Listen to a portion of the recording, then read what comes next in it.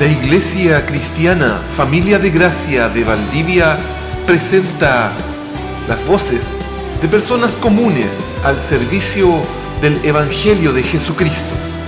Voces de familia de gracia. Amados, les invito a que abran su Biblia si me quieren acompañar en la lectura en la primera carta de Pedro, capítulo 2, versos bastante conocidos los que vamos a ver. Primera de Pedro 2, del versículo 9 al 10.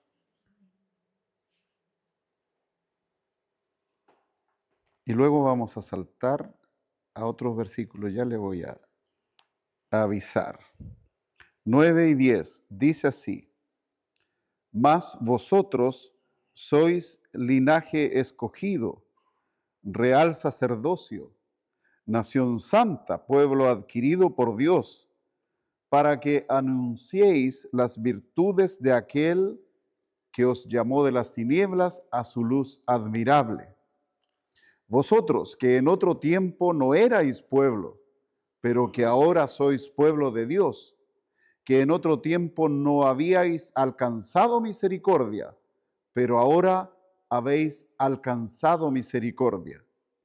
Y en el 21 al 25 dice: Pues para esto fuisteis llamados, porque también Cristo padeció por nosotros, dejándonos ejemplo para que sigáis sus pisadas, el cual no hizo pecado, ni se halló engaño en su boca, quien cuando le maldecían no respondía con maldición, cuando padecía no amenazaba, sino encomendaba la causa al que juzga justamente, quien llevó él mismo nuestros pecados en su cuerpo sobre el madero, para que nosotros, estando muertos a los pecados, vivamos a la justicia, y por cuya herida fuisteis sanados. Porque vosotros erais como ovejas descarriadas, pero ahora habéis vuelto al pastor y obispo de vuestras almas. Señor, hemos cantado a ti, hemos orado, hemos leído tu palabra. Señor, nuevamente estamos orando hacia ti, esta vez pidiendo, Padre, que tú nos hables, que no sean solo palabras para nosotros, y que en ningún momento, Señor, intente yo expresar ideas propias. Yo quiero hablar lo que tú tienes para entregarnos hoy día. Señor, yo no soy el que más debería estar aquí o el que merezca estar aquí. Tú me conoces, Señor. Si mis hermanos me conocieran, como decía un predicador antiguo, no vendrían hoy. Señor bendito, habla tú. Queremos oírte, Señor. Tus siervos oyen. En el nombre de Jesús oramos. Amén. Bien, amados, veía en las noticias que una ambulancia, creo que era, o algo así parecido, una ambulancia que transportaba personas que iban a hacerse diálisis en una de las carreteras de nuestro país. Y en algún momento por ahí tienen una discusión con unos conductores que iban en otro vehículo por el costado. Fue una discrepancia verbal, probablemente no fue en un lenguaje ortodoxo ni muy depurado. Tiene que haber sido un tanto violento en los términos con derivados de los huevos y todo eso. Pero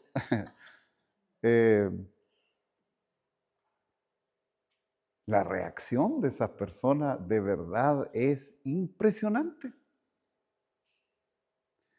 Algunos cuando ven esto se ponen a filmar, porque el vehículo que se siente agredido comienza a perseguir la ambulancia y en una parte frena por el semáforo y se baja uno con una piedra y recogiendo otra para tirarle, y le rompió los vidrios al vehículo que llevaba pacientes. Y se escucha el que va filmando, se escucha ese, mira el flight. Me dio risa porque yo digo así a veces. Mira ese flight, Rosita, y ahí me llega un apretón. Pero qué interesante, yo cuando leía esto decía, así reaccionamos, po. Claro, es mejor verlo como otros lo hacen. ¿Y cuántas veces yo he hecho eso? No lo salgo persiguiendo, pero ¿qué se cree este? Miren lo que me hizo. Se me cruzó delante, qué sé yo.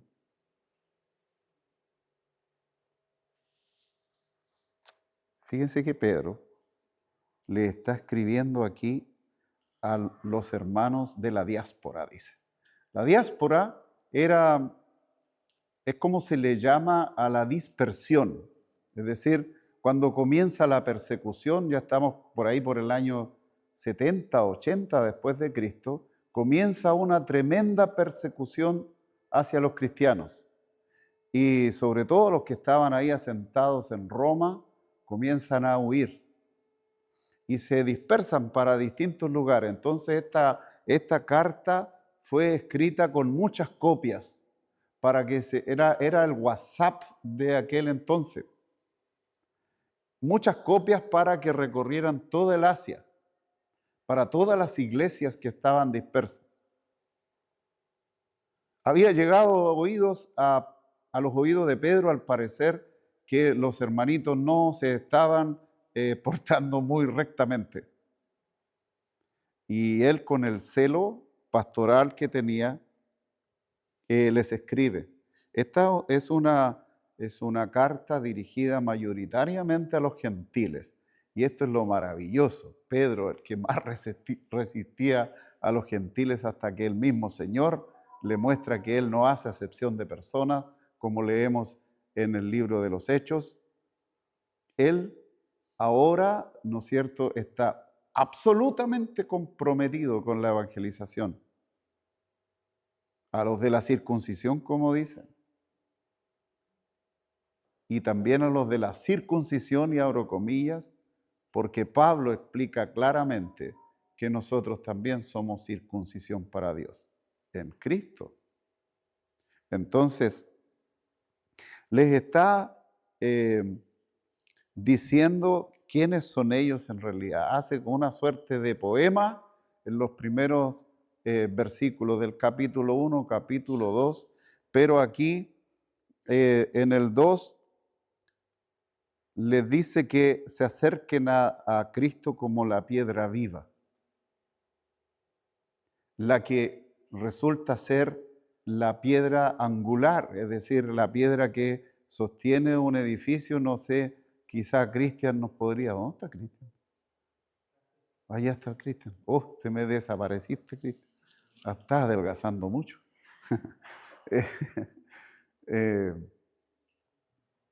La piedra angular en realidad es bastante curiosa porque hay varias versiones, por lo menos que yo conozco. Era una piedra que ponían en las construcciones romanas en uno de esos arcos y tenía una forma bien particular. Entonces tiene la gracia de que allí se sustenta y soporta mucho peso. Otros dicen que es como la primera piedra cuando hablan. Vamos a poner la primera piedra en esta construcción. Yo me quedo con la primera porque es la piedra que sostiene, la que sustenta. Y eso es Cristo para nosotros. O sea, sin esa piedra valemos menos que un estornudo, al aire libre más encima. Les dice que hay que acercarse a Él, la piedra viva, desechada, pero que también es tropezadero para otros. Y entonces en el versículo 9 les dice, oye, ustedes son linaje escogido. Aquí está hablando de lo que ya se sabía a estas alturas cuando él escribe, como que ya no quedaba duda de lo que se había dicho desde antes. Se lee esto en Éxodo, en Levítico y se lee en muchos pasajes bíblicos que de los dos pueblos hace uno. El mismo Pablo a los Gálatas les explica eso. O sea, no era solo para los judíos, sino también para toda la humanidad. Y eso se lleva a efecto realmente en Cristo Jesús. Y eso les está diciendo. Y por eso le dice, miren, vosotros sois linaje escogido. No son cualquier cosa, está diciendo. Real sacerdocio. Los judíos se jactaban de que ellos tenían el favor de Dios para hacer sacrificios a Dios. Tenían una tribu que se dedicaba a eso, que era la tribu de Leví. Todavía se escuchan algunos que nos dirían a nosotros aquí adelante los levitas. Eso es un error. Los levitas no eran cantantes, eran los sacerdotes del templo. Eran los ministros, como nos gusta decir. Pero interesante, porque aquí dice real sacerdocio. No me voy a poner a explicar mucho eso, porque dice real sacerdocio, porque también hay una figura del ungido, se unge al rey y se unge al sacerdote. Y nosotros somos las dos y la misma cosa. Rompe toda barrera, ¿se dan cuenta? No solo una tribu. No somos descendientes de Leví. No obstante que Pablo le dice a los gentiles que sí somos hijos de Abraham. Parece que la más importante es eso. Entonces algo nos tocará por ahí con Leví entonces, en su descendencia humana. Pero en realidad lo importante aquí es que le está diciendo, no se preocupen de lo que... Me parece que dijera, esto es aporte mío nomás, me parece que dijera, oye, no tomen en cuenta a otros que como yo algún momento estaba diciendo que había que ser como los judíos, porque él transmitió bastante de eso. Le tuvieron hasta que llamar la atención. Le dice, ustedes son real sacerdocio, generación santa, pueblo escogido por Dios. A todos los cristianos que están en la diáspora, romanos, griegos, asirios, no sé, en una región que hoy día sería Turquía, actualmente es Turquía, pero se extendió esto pues, y llegó hasta acá y nos dice a nosotros ahora también, nosotros, sois linaje escogido, real sacerdocio, nación santa, pueblo adquirido por Dios. Y esto sí que es espectacular. Adquirido por Dios. Yo adquiero algo cuando hago ¿qué cosa? A ver. Cuando pago. Y Dios pagó un precio altísimo. Eso es ser redimido. Se pagó un precio por liberarnos de la esclavitud. Se pagó un precio por nosotros para ser propiedad de otro. Y este otro es Dios mismo. Dice, pueblo adquirido por Dios, pero no para que estemos tranquilitos. Qué buena, somos adquiridos por Dios, somos felices.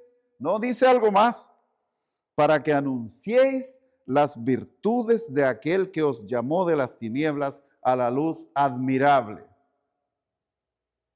¿Tendré que evangelizar? Sí, pues aquí dice que sí. No usa la palabra evangelizar. Pero ¿qué otra cosa hacemos cuando anunciamos las virtudes de aquel que nos llamó de las tinieblas a la luz admirable? Estamos diciendo, estábamos allí perdidos, sin esperanza, muertos, condenados, y se nos sacó de allí. Se pagó un precio por nosotros. Estamos anunciando el Evangelio. Se nos llamó para eso. Ese estirón de oreja, pues si nos quedamos callados mucho tiempo, si buscamos excusas, si no es que no tengo a quién decirle, no es que con los que yo me rodeo no tengo cómo. Se nos llamó para eso. Y aquí está la explicación de lo que venía diciendo. Vosotros que en otro tiempo no erais pueblo. Aquí hace una alusión clara al pueblo de Israel. Ellos decían, nosotros somos el pueblo escogido. Y ahora aquí está diciendo, no. Ustedes sois linaje escogido, ni siquiera pueblo escogido. Linaje, generación de generaciones. Linaje escogido. Dice, ustedes en otro tiempo no erais pueblo. Para los judíos, perros, sin importancia. Pero que ahora sois pueblo de Dios. Que en otro tiempo no habíais alcanzado misericordia, pero ahora habéis alcanzado misericordia.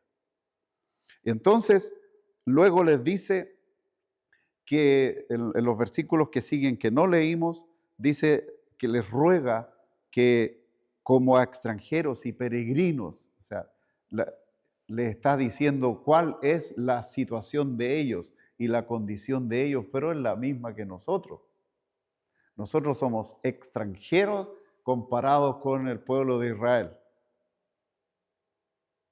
Y somos peregrinos porque solo estamos de paso por aquí. Pero tenemos una ciudadanía que no es de aquí, que no tiene ninguna importancia la ciudadanía de aquí, pasajera. Nosotros vemos ahora en los juegos estos que está sucediendo y que ya sucedió, cómo algunos quieren competir por otro país que no es el país en el que nació, busca otra ciudadanía. Dice, yo quiero quedarme aquí, un par de cubanos quieren quedarse aquí en Chile, dice, queremos competir por Chile. No, vamos a poner la chuta, dije sordo al sonista, vamos a poner aquí en el pecho la bandera de Chile. Nosotros no tenemos que hacer eso. Cuando fuimos comprados se nos instaló una camiseta, no dice Chile. Dice que es una ciudadanía que no es de aquí, no es de este mundo. Y es eterna. No se puede sacar. Sacarse esa polera es imposible, creo yo. Entonces, él les da recomendaciones aquí que no hagan ciertas cosas, que no actúen abusando de la libertad. Dice, como libres, pero no como los que tienen libertad como pretexto para hacer lo malo, sino como siervos de Dios. Somos libres para servir a Dios. No somos libres para hacer lo que nosotros se nos antoje. Ojo con eso. Si yo no tengo conflicto, ninguno, cuando llego y hago nomás, tengo que realmente ponerme en oración y preguntarle a Dios. Dios, yo también estoy entre ellos. Yo soy parte de este linaje escogido, soy parte de este real sacerdocio, o yo me la creo nomás y hago como si fuera. Peligroso es. No sea cosa que llegue el momento en que el Señor nos diga, y yo nunca te conocí, apártate de mí, hacedor de maldad. Amados, no es un juego, pero algunos juegan. Son cristianitos, diría alguien por ahí, jugando a ser cristiano. No, si yo a veces voy a la reunión, hasta me compré una Biblia, canto también. Si me piden que ore, oro. Pero Dios me conoce. No sé. Yo creo que sí. Yo me autojustifico. Pero Dios de verdad me conoce. Dice la Biblia que el Espíritu Santo da testimonio a nuestro espíritu de que somos hijos de Dios. Qué peligroso para nosotros. Porque yo me puedo autoconvencer que el Espíritu Santo sí me dio testimonio. Y me invento una historia. No, si una vez yo lloré, yo dije tal cosa. ¿Qué es eso? Una persona rescatada, como dijo un hermano por ahí, que no sé de dónde sacó esa historia, pero es espectacular. Es como cuando lo atropella un camión, ¿no es cierto? Ya ha sido recurrente hablar de eso. No puede volver a ser el mismo. Si usted, amado o amada, ve que es el mismo carajo de siempre nomás, que hace las mismas cuestiones de siempre, usted no ha cambiado nada, usted nunca se ha encontrado con Cristo. Revísese. Está en juego su eternidad. Si le acomoda el calorcito, espere tranquilito que ahí va a tener mucho calor. Va a arder en el infierno. Pero si yo iba a la iglesia, pero seguía haciendo lo mismo, Pedro le está diciendo, no, pues no es así, pues. Temed a Dios, dice, honrad al rey, respeten a sus mayores, respeten a quienes están en autoridad, les dice, los que son siervos, los que trabajan, respeten a sus jefes.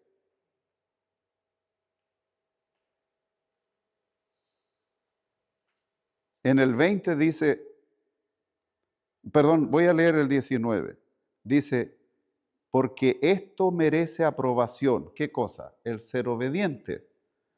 Si alguno a causa de la conciencia delante de Dios sufre molestias padeciendo injustamente, pues, ¿qué gloria es si pecando soy abofeteados y lo soportáis?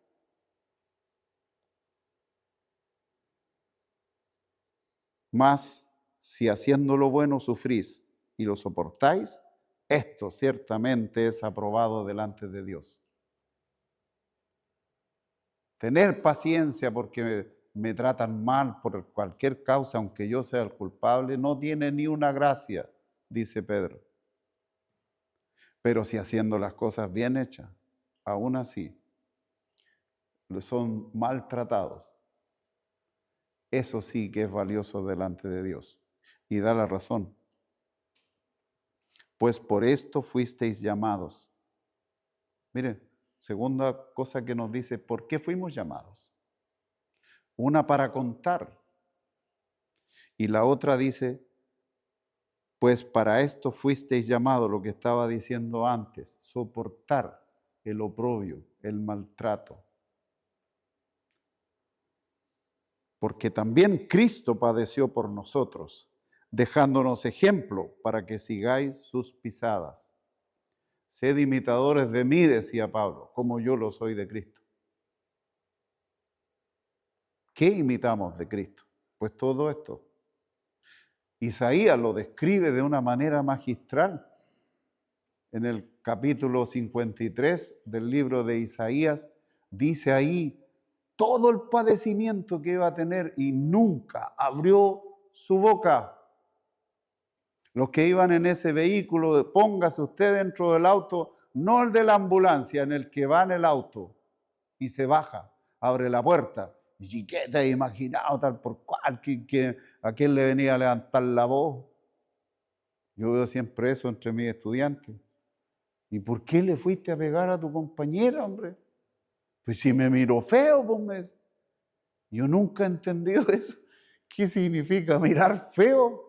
¿Y que te sacó un pedazo? Le digo yo. No, pero si a mí nadie me levanta, nadie se me para. Me dice. Mire lo que hay detrás, pues. ¿Acaso no estamos ahí igual nosotros? ¿Qué se cree usted? ¿Por qué me viene a tratar así? No sabe ni quién soy. Lo voy a dejar metido, como dijo el cómico.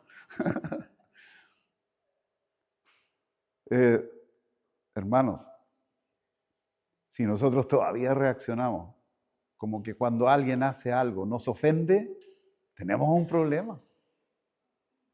Andamos con un cadáver a cuesta, como decíamos en un comienzo, cuando recién comienza el ministerio. Se nos enseñaba que había que morir y que de pronto nosotros andábamos con el cadáver a cuesta.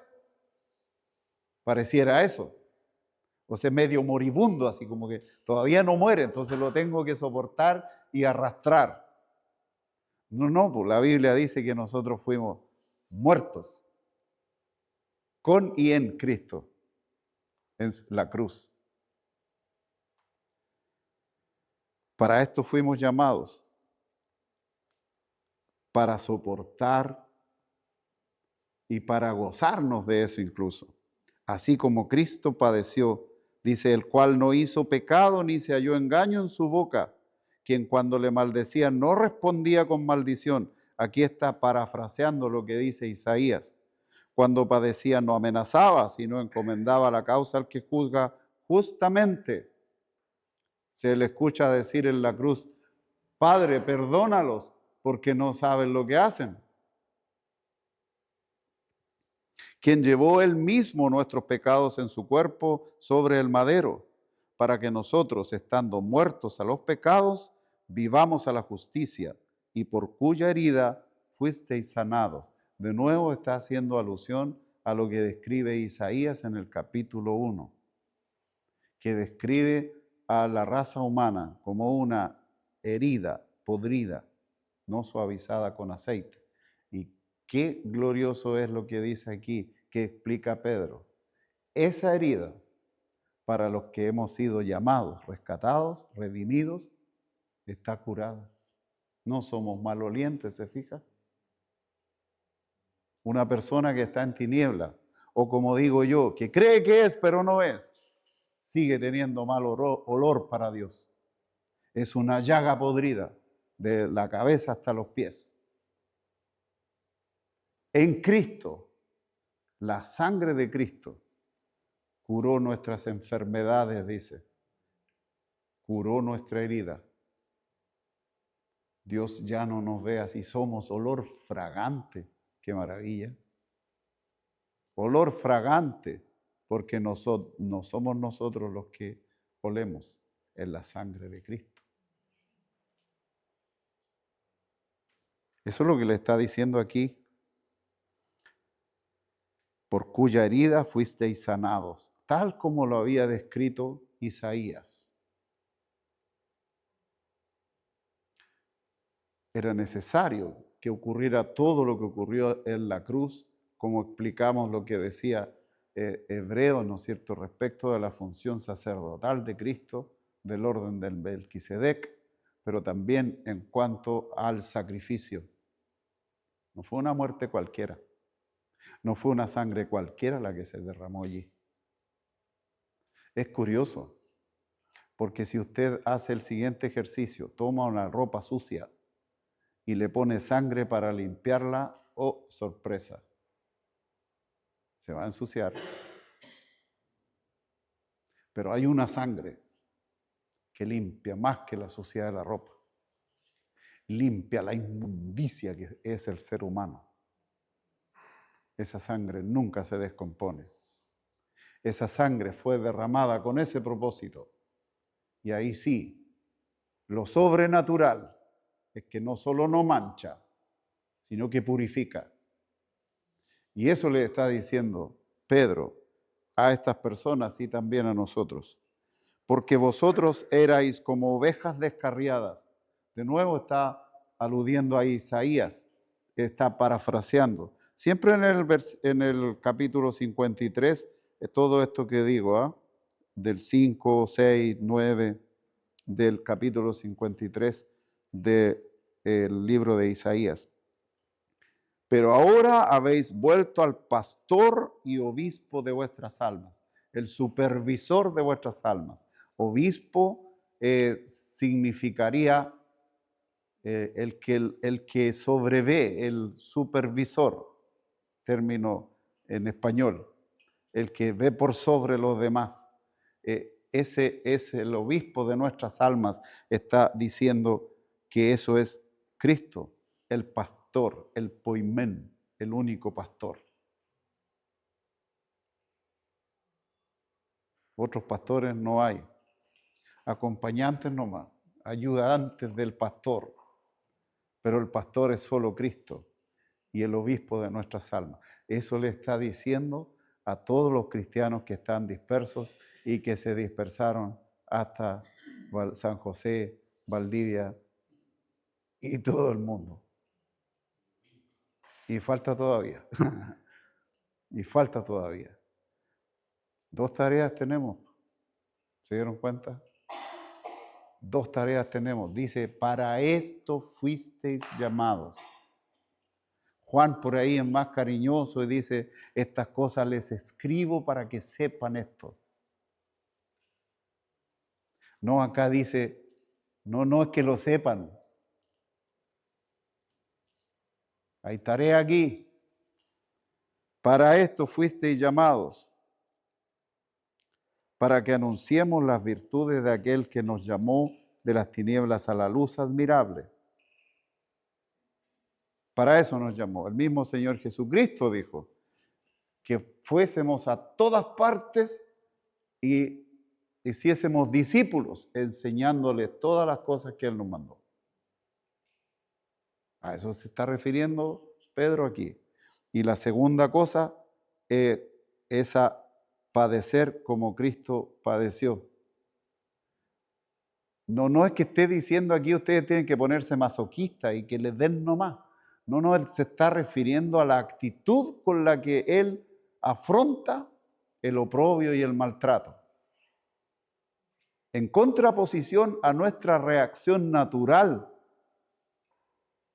Hermano, no nos podemos decir mentiras si aún entre nosotros contamos que alguien nos hizo algo y nos quejamos y debemos preguntarnos, ¿en serio me estoy quejando?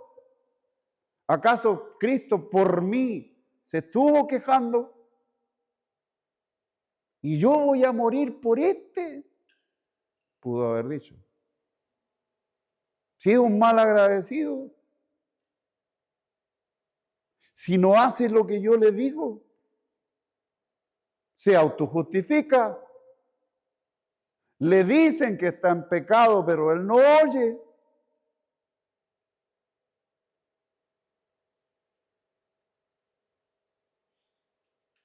Nunca dijo eso Jesús. Nunca. Escuché por ahí a alguien en una predicación que decía que Cristo había llorado amargamente porque no quería pasar. Lo hicieron hasta canciones. En la obra esa que yo no la encuentro tan cristiana, Jesucristo, superestrella, con la palabrita esa ya me mataron con eso. No, nunca lo ha sido, ni lo fue, ni lo será. Dice, yo tenía fe como algo pasajero, como que fue de atrás, como que está arrepentido, como que no quiere pasar, como que esa es su oración cuando dice que pase de mí esta copa. Se nos ha explicado tantas veces desde acá que cuando se refiere a eso, Él sabe que tiene que enfrentar, está hablando de la copa, de la ira de Dios. ¿Quién más que Él puede conocer qué significa eso? Si cuando nosotros hablamos de la ira nos imaginamos a alguien que está como embrutecido de enojado, a eso le llamamos ira. Bueno, Dios nunca estaría embrutecido, muy consciente. Y como es muy consciente, su ira es peor todavía. Y Él sabía eso. Y Él sabía que iba a descargar toda esa ira sobre nosotros porque Él iba a ser el portador de mi pecado, de su pecado y del pecado de millones y millones de seres humanos. Que ni le importa. Ni nos importaba tampoco. El que me diga, no, si yo era consciente y me sentí incómodo, ese es un mentiroso. Se divertía pecando. Lo peligroso es que algunos que dicen ser cristianos siguen divirtiéndose en el pecado. Eso es curioso. Yo quiero pensar, amados, algunos dicen que que no es así, pero yo quiero pensar que una persona que actúa así tiene chance, po. Nunca se ha convertido. Porque si se convirtió y es verdad que puede ser desechado, no, ese está sonado. Es terrible su situación. Terrible. Trate de imaginárselo.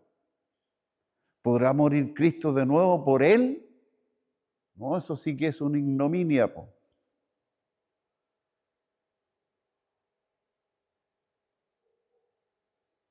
Pablo no dice eso, pero Víctor dice, no juguemos con el Señor, amados. No juguemos, seamos serios. ¿O será que somos esa tierra que tiene espinos, que está a la orilla del camino? Cuando el sembrador salió a sembrar, no toda la semilla cayó en tierra buena, la que produce a 100 por 1. Yo digo, Señor, yo quiero ser esa tierra, yo espero ser esa tierra y no llegar allá y encontrarme con que yo era uno de los que creía que sí era y no era. ¿Se imaginan desgracia más grande que eso? Toda mi vida viví engañado porque quería presentarme delante de mis hermanos como el ungido. ¿Usted quiere ser ungida? ¿Sí? Sí. Arrepiéntase entonces, porque si es cristiana, ya es, ¿no me escuchó? Real sacerdocio, reina y sacerdote. Ya fuimos ungidos, es más, fuimos sellados. Eso dice mi Biblia. A veces tenemos cuentos por ahí de algunas congregaciones. No, es que yo busco una doble porción y triple porción. Yo honestamente, aquí a lo mejor voy a decir ignorante, pero yo no sé de dónde sacan eso. Todavía no me encuentro con eso. De las porciones así repartidas por pedacitos.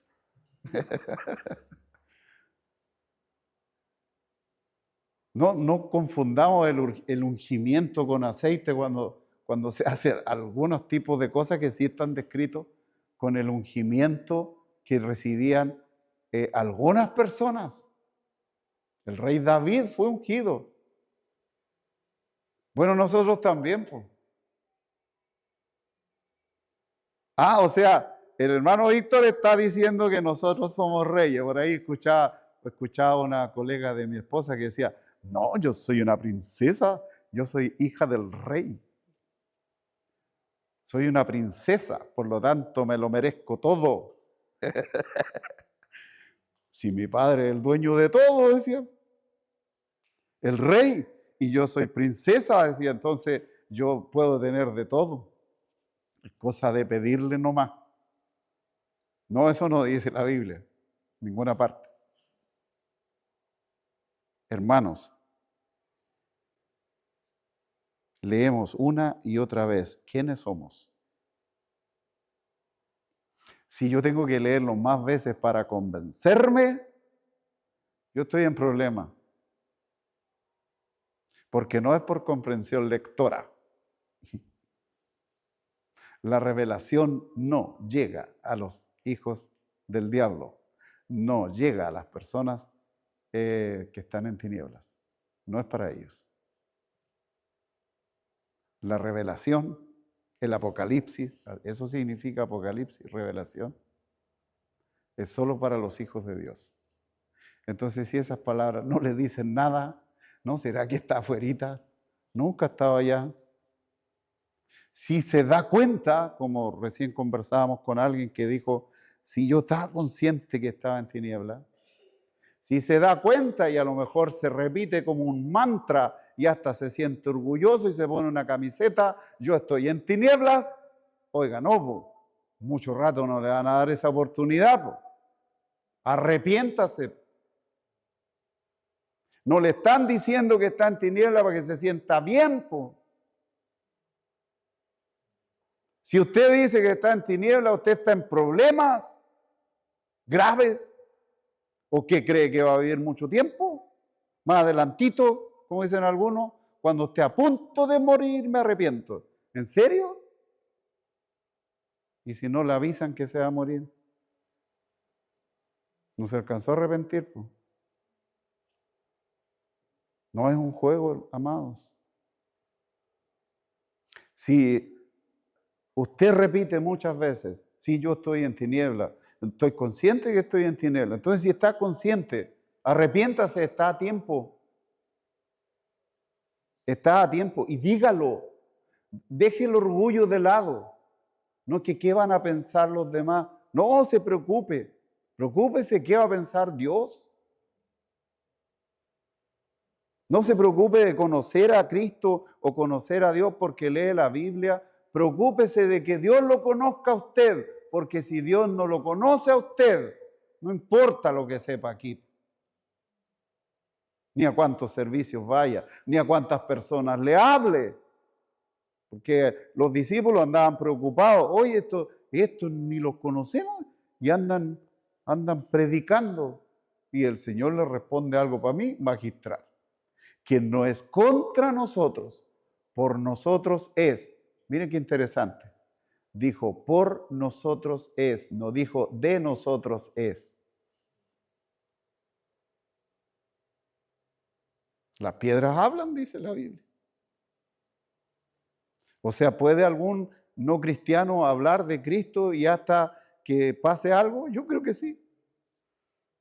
Porque está haciendo algo que es un principio de Dios, que a Él le plació que la gente se salve por la locura de la predicación del Evangelio. Y si lo dice alguien que ni siquiera es cristiano, no importa. Porque no se convierte por ese que habló. Se convierte porque hay un principio ahí que actuó, que no es contra nosotros, por nosotros es, nos da pertenencia.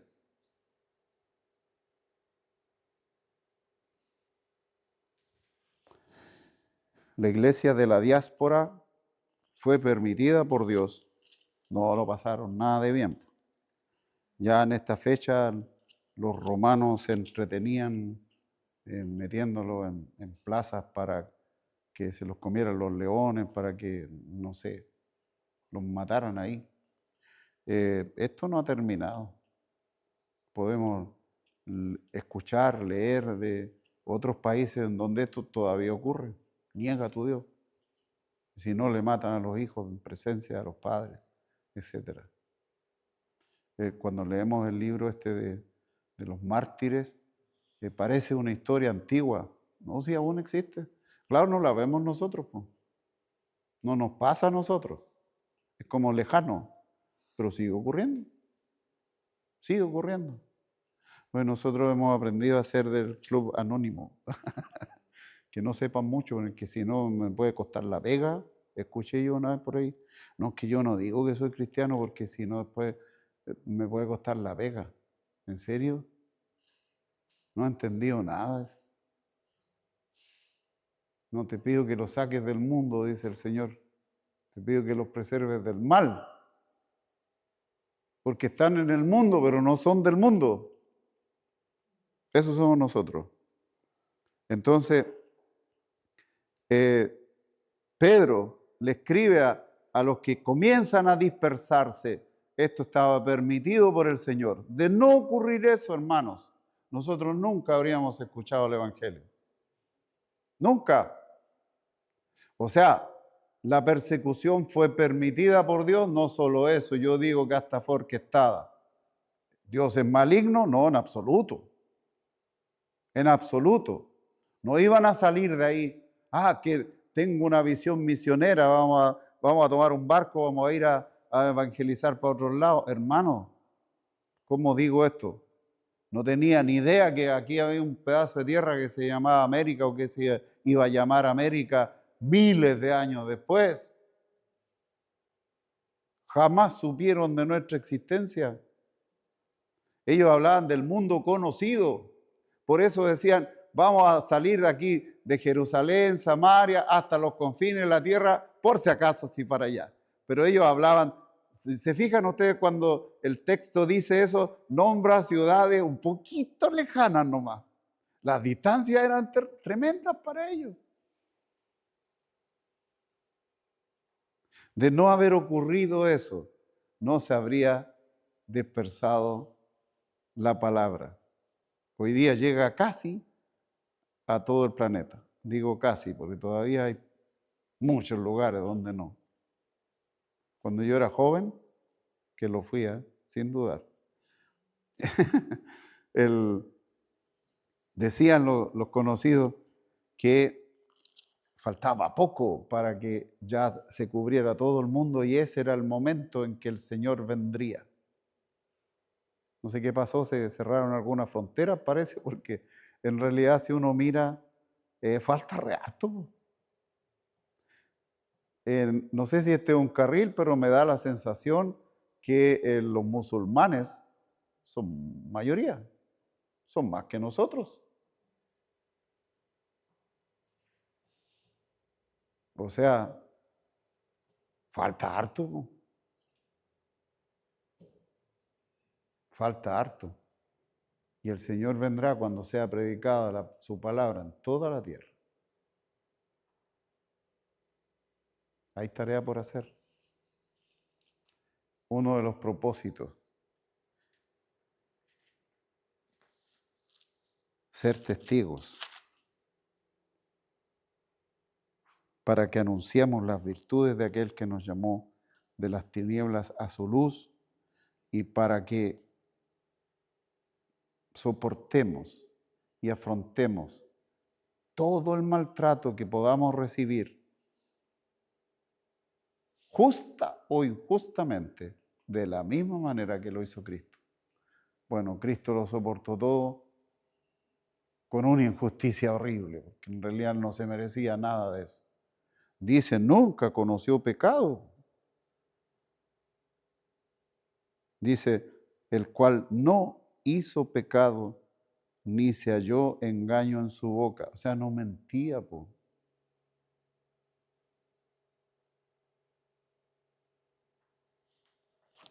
Tenemos que revisarnos. Oremos. Amado Señor,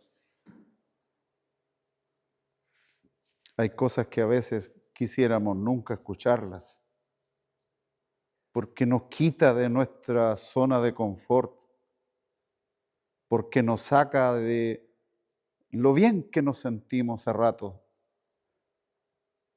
la autocomplacencia que tenemos. Cuando tu palabra, Señor, nos muestra que lo que consideramos seguridad de pronto no lo es tanto, entonces todo se nos mueve. Señor, permite que ese movimiento que se pueda producir redunde para que revisemos. Como decía Pablo, que nos autoexaminemos, no sea cosa que estemos reprobados, Señor, o que nunca estuvimos. Dios bendito, ten misericordia de nosotros, alarga tu misericordia para con nosotros, Señor, para que podamos estar certeros de que tú nos has rescatado, Señor, y que somos ese pueblo escogido, real sacerdocio.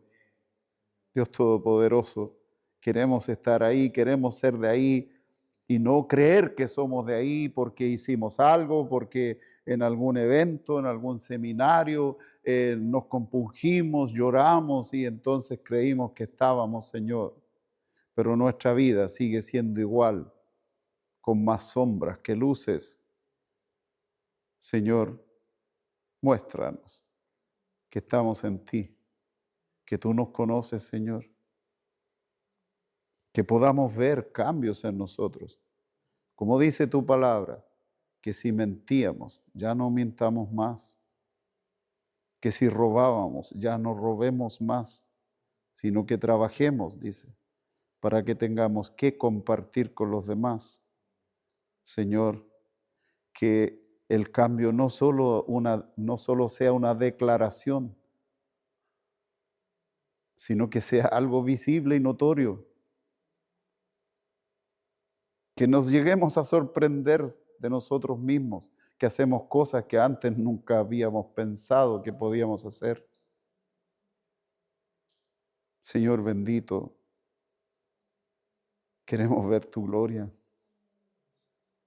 Queremos tener certeza, Señor, de que somos ese pueblo escogido para gloria de tu nombre. Amén. Amén.